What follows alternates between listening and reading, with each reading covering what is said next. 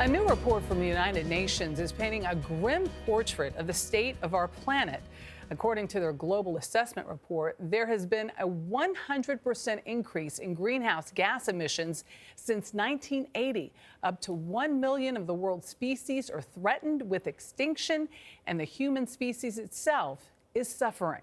40% of the world's population lacks access to clean and safe drinking water, and that is just the beginning.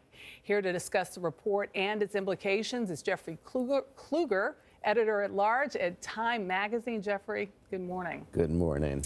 The numbers say it all. This does not paint a pretty picture, especially when it comes to wildlife. I mean, should we be in an all-out panic? Well, I'm not sure panic is a good idea, but but extreme alarm, I would say, is appropriate. There are 8 million species on the planet, and 1 million of them are threatened with extinction within a matter of decades. Now, different species are threatened in different ways. We're going to lose, or we could lose, 40% of amphibians, 33% of shark species, 33% of coral-forming species. There are currently more tigers living in cages than there are in the wild. What's the timeline on this, Jeffrey? The timeline for some of these things is just on the order of decades, and that's an important number because it is true that this isn't all a function of our current industrial age. There's been some native species die off, about 20% since 1900, but it's accelerated exponentially just in the last few decades. That's wildlife. We also have to think about oceans. Michelle mentioned drinking water, but 71% of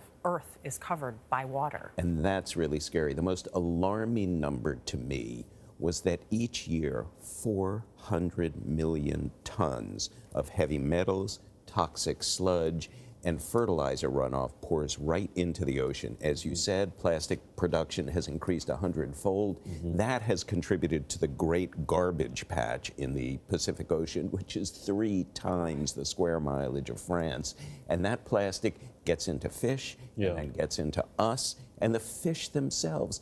55% of the world's oceans are now open to industrial fishing. But it feels like you can't undo that. You can only stop more in the future. Well, there's a lot that we can do in that respect. A lot of our problem is our population. There were 3.7 billion of us in 1900. There are now 7.6 billion of us. We are a hungry, messy species. 3/4 of our land and 1/3 of our water goes to producing the things that keep us alive, to feed us. Who are the best global citizens out there? I mean, who are the messiest? Who are the ones who just aren't doing their due? Right. That aren't cleaning up their room, exactly. Well, I think we all think that it's a little like voting. We think, well, you know, it's not going to make a difference if I vote. Right. It's not going to make a difference if I throw my plastic bottle away. Right. But it will make a difference if we all do it. And I also think, look, you know, we were talking earlier about partisanship.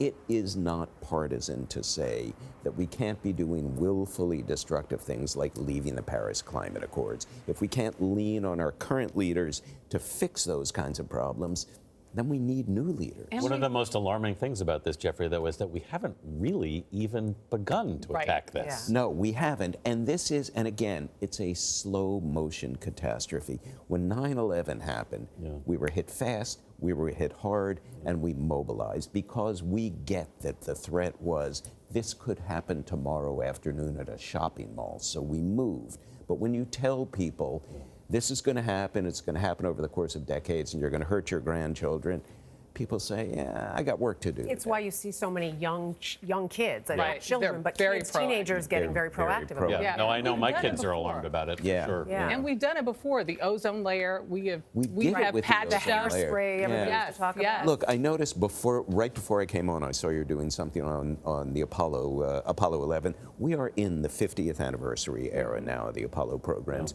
This was the first time we were able to move far enough from Earth to see our planet for what it is. It's sort of this beautiful glass, breakable Christmas tree ornament, and we're breaking it.